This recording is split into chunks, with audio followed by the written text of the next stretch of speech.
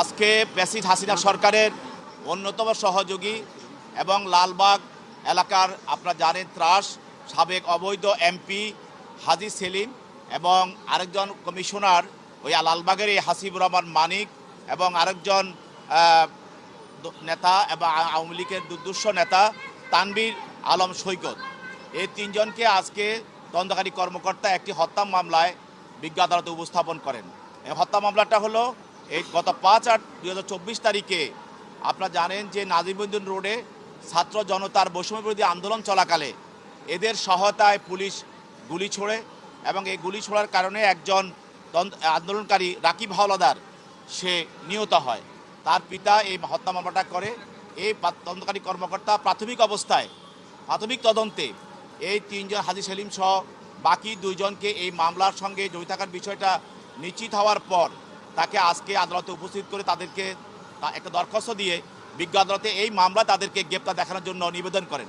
বিজ্ঞ আদালত আজহার এবং এই আসামিদের তদন্তকারী কর্মকর্তার দরখাস্তর গুণাগুণের উপর ভিত্তি করে তাদেরকে আজকে এই মামলায় গ্রেপ্তার দেখে জেল হাজতে প্রেরণ করে।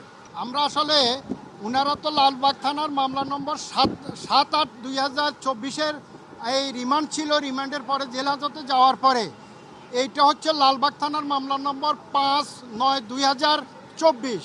এই মামলা সোনারের দেখানো হয়েছে। আমরা বলছিলাম যে হাজী মোহাম্মদ সেলিম, সেখানে বলা আছে এজাহারে যে হুকুমে অর্থাৎ নেতৃবৃন্দদের হুকুমে এ হত্যাকাণ্ড করা হয়েছে। তখন আমরা বললাম যে হুকুম যিনি দিয়েছেন স্পেসিফিক তার কোনো নাম নাই, কে হুকুম দিয়েছেন? আর আমার যে মক্কল উনি তো কথা বলতে পারে না, উনি হুকুম দিবে কিভাবে? তখন আমরা বললাম উনাকে সোন অ্যারেস্টের কোনো কারণ নাই, কারণ যে মারা গেছে তার ময়নার তদন্ত হবে, সব কিছু হবে, তারপরে যাচাই বাছাই করে তারপরে না আসামি হবে। উনি কিভাবে এটাতে আসামি হলো? আর আমাদের এই কথা শুনতে চান নাই, বলতেছে যে জামিনের পিটিশনটা এখানে শোনানো যাবে না। তখন বললাম যেহেতু সোন অ্যারেস্ট আপনি করেছেন তাহলে জামিনের পিটিশন কেন শোনানো যাবে না? সোন অ্যারেস্টে যেহেতু পিটিশন আপনি শুনানি করতে পারেন, তেমনি আজকে আমরা যেহেতু জামিন চেয়েছি, আপনি যখন সোন অ্যারেস্ট করছেন আমাদেরকে জামিনের জন্য আমাদের প্রেয়ারটা নেওয়া হোক। উনি বলতেছেন না আমি এটা শুনানি করতে পারবো না, এটার আপনারা সংশ্লিষ্ট কোর্টে যান।